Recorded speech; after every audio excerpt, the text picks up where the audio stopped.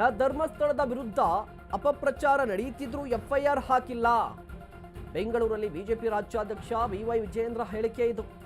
ಧರ್ಮಸ್ಥಳ ಪ್ರಕರಣ ರಾಜ್ಯ ಸರ್ಕಾರ ಎನ್ಐಎ ತನಿಖೆಗೆ ವಹಿಸಬೇಕು, ಎನ್ಐಎ ತನಿಖೆಗೆ ಕೊಡಬೇಕು ಅಂತ ಹೇಳಿ ಹಿಂದೂಗಳ ನಿಲುವಾಗಿದೆ. ಧರ್ಮಸ್ಥಳದಲ್ಲಿ ಹಿಂದೂಗಳ ವಿರುದ್ಧ ಷಡ್ಯಂತ್ರ ನಡೆಯುತ್ತಿದೆ. ಹಿಂದೂ ಪರಂಪರೆಗೆ ಧಕ್ಕೆ ಆಗುವ ನಿರ್ಧಾರ ಮಾಡಬೇಡಿ, ಸರ್ಕಾರಕ್ಕೆ ಎಚ್ಚರಿಕೆಯನ್ನು ಕೊಟ್ಟಿದ್ದಾರೆ. ಸರ್ಕಾರ ಇನ್ನು ಯಾಕೆ ಆರೋಪಿಗಳ ವಿರುದ್ಧ ಎಫ್ಐಆರ್ ಹಾಕಿಲ್ಲ? ಎಷ್ಟು ದಿನ ಹುಚ್ಚಾಟ ಮುಂದುವರಿಸಿಕೊಂಡು ಹೋಗ್ತೀರಿ? ಈ ಕೇಸನ್ನು ಎನ್ಐಎ ಅಥವಾ ಸಿಬಿಐ ತನಿಖೆಗೆ ಕೊಟ್ಟರೂ ಕೂಡ ತಪ್ಪೇನಿಲ್ಲ. ಧರ್ಮಸ್ಥಳದ ವಿರುದ್ಧ ಅಪಪ್ರಚಾರ ಮಾಡ್ತಿದ್ರೂ ಕೂಡ ಯಾಕೆ ಈವರೆಗೂ ಎಫ್ಐಆರ್ ಹಾಕಿಲ್ಲ ಅನ್ನುವ ಪ್ರಶ್ನೆಯನ್ನ ವಿಜೇಂದ್ರ ಅವರು ಕೇಳಿದ್ದಾರೆ.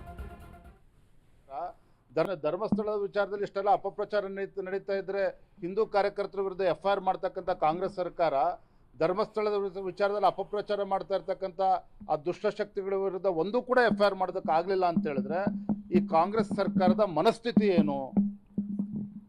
ಇದು ರಾಜ್ಯ ಜನತೆಗೆ ಗೊತ್ತಾಗಬೇಕಾಗಿದೆ. ಕಾಂಗ್ರೆಸ್ ಸರ್ಕಾರಕ್ಕೆ ರಾಜ್ಯದ ಮುಖ್ಯಮಂತ್ರಿಗಳಿಗೆ ಕಿಂಚಿತ್ತಾದರೂ ಕೂಡ ಕಾಳಜಿ ಪ್ರಾಮಾಣಿಕತೆ ಇದ್ದರೆ, ಹಿಂದೂ ಧಾರ್ಮಿಕ ಶ್ರದ್ಧೆ ಬಗ್ಗೆ ಅವ್ರಿಗೆ ಏನಾದರೂ ಕಿಂಚಿತ್ತಾದರೂ ನಂಬಿಕೆ ಇದ್ದರೆ SIT ತನಿಖೆ ಏನಾಗ್ತಿದೆ ಅದು ಆಗಲಿ, ಆದರೆ ಅದಕ್ಕೊಂದು ಟೈಮ್ ಲಿಮಿಟ್ ಬೇಕಲ್ಲ. ಈ ಹುಚ್ಚಾಟ ಇನ್ನು ಎಷ್ಟು ದಿನ ಮುಂದುವರ್ಸ್ಕೊಂಡು ಹೋಗ್ತೀರಿ? ಮತ್ತೊಂದು ಕಡೆ ಅಪಪ್ರಚಾರ ಮಾಡುವ ವ್ಯಕ್ತಿಗಳ ವಿರುದ್ಧ ಒಂದೂ ಎಫ್ಐಆರ್ ಮಾಡದೇ ಇರತಕ್ಕಂಥ ಕಾಂಗ್ರೆಸ್ ಸರ್ಕಾರದ ಬಗ್ಗೆ ನಮಗೆ ವಿಶ್ವಾಸ ಇಲ್ಲ. ಹಾಗಾಗಿ ಯಾರು ಷಡ್ಯಂತ್ರ ನಡೆಸಿದ್ದಾರೆ, ಅಪಪ್ರಚಾರ ಮಾಡ್ತಾ ಇದ್ದಾರೆ, ಯಾರು ಇದಕ್ಕೆ ರಾಷ್ಟ್ರ ಹಣವನ್ನು ಕೊಟ್ಟಿದ್ದಾರೆ ಇಂಥ ದುಷ್ಟಶಕ್ತಿಗಳಿಗೆ, ಇದೆಲ್ಲವೂ ಕೂಡ ಸಮಗ್ರವಾಗಿ ತನಿಖೆ ಆಗಬೇಕು. ಹಾಗಾಗಿ investigation has to be carried out either by NIA ಅಥವಾ CBI ಇಂದ ತನಿಖೆ ಆದರೂ ಕೂಡ ತಪ್ಪೇನಿಲ್ಲ. ಧರ್ಮಸ್ಥಳದ ವಿಚಾರದಲ್ಲಿ ಇಷ್ಟೆಲ್ಲ